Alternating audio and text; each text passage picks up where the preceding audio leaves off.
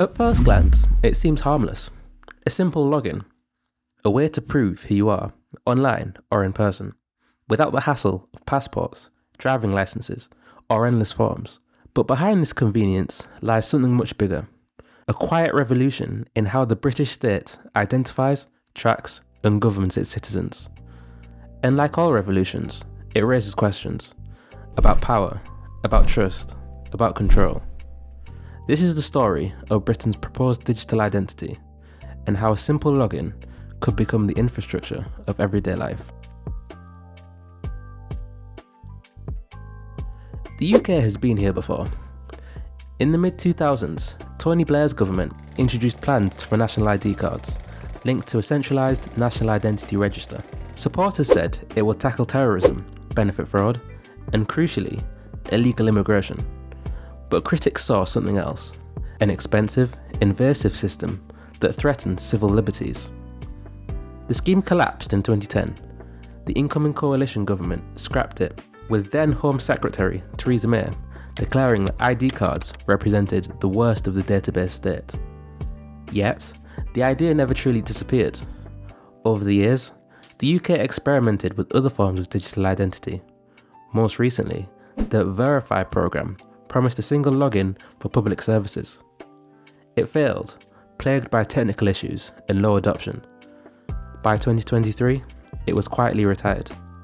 Now, the government is back with a new proposal, one login for government. On the surface, it's an efficiency project, a way to unify dozens of logins for tax, benefits, health records, and visas into one verified digital identity. But history shows these systems rarely stay in their original box.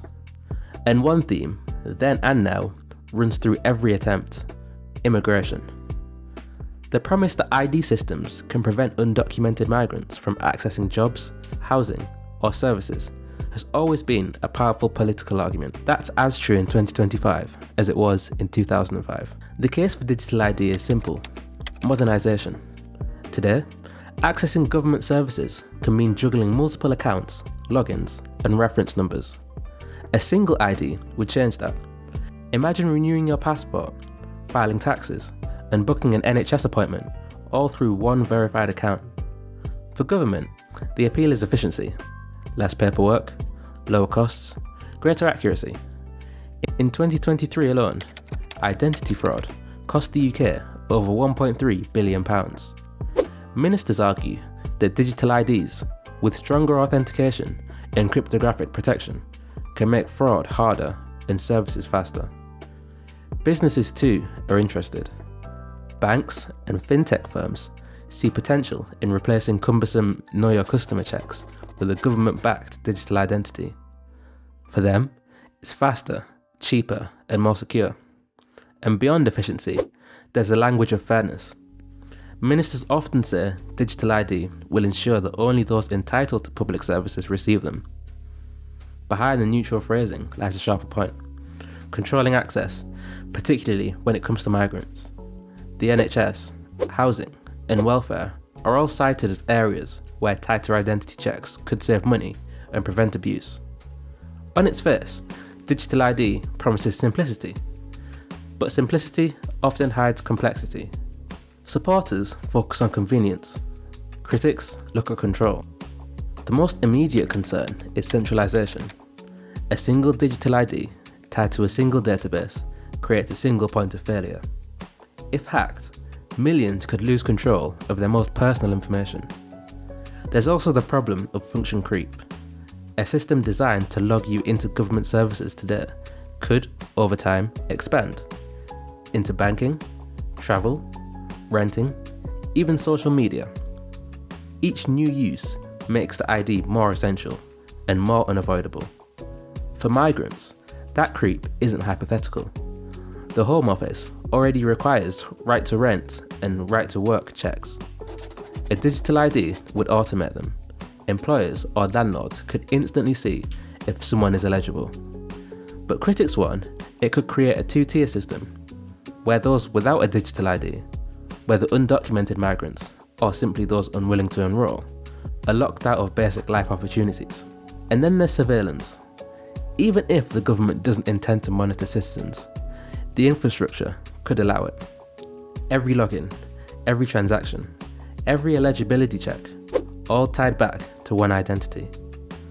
The border, critics say, will no longer be at Dover or Heathrow. It will be everywhere. The UK is not alone. Around the world, governments are rolling out digital identities. Estonia is often cited as the model. Its EID covers nearly every aspect of life: taxes, voting, healthcare, banking. Citizens trust it because it was designed with strong privacy protections, decentralised architecture, and constitutional limits on government use. For Estonians, digital ID is empowering. The EU is building its own version, the European Digital Identity Wallet, designed to let citizens share credentials selectively, proving, for instance, that they're over 18 without revealing their full birth date. Privacy by design. But there are darker examples. In India, the Aadhaar system gave over 1 billion people digital IDs linked to biometrics. It streamlined services, but also suffered data breaches and was criticised for excluding vulnerable groups. And in China, national digital identity is deeply integrated into a wider system of surveillance and social credit. These comparisons matter. They show that technology itself isn't destiny. What matters are the political choices. Will digital ID in Britain be like Estonia's or like China's? And given the UK's history of linking identity to immigration enforcement, campaigners fear it could tilt towards control rather than empowerment. At the heart of this debate lies a simple question: who do you trust? Public opinion on ID systems has always been divided. Many support the idea, especially when it's framed around security and immigration. Polls consistently show that when asked about illegal migrants accessing services, support for identity systems rises. But trust is fragile. Civil liberties groups like Liberty and Big Brother Watch argue that digital IDs could normalise surveillance and erode privacy. They point to past scandals, like the Windrush debacle, where data sharing between government departments wrongly led to lawful residents being denied healthcare, jobs, or even deported. For them, the risks are not abstract. Politically, digital ID crosses party lines. Conservatives have historically framed it as security and efficiency, although now seem to reject Starmer's current proposition.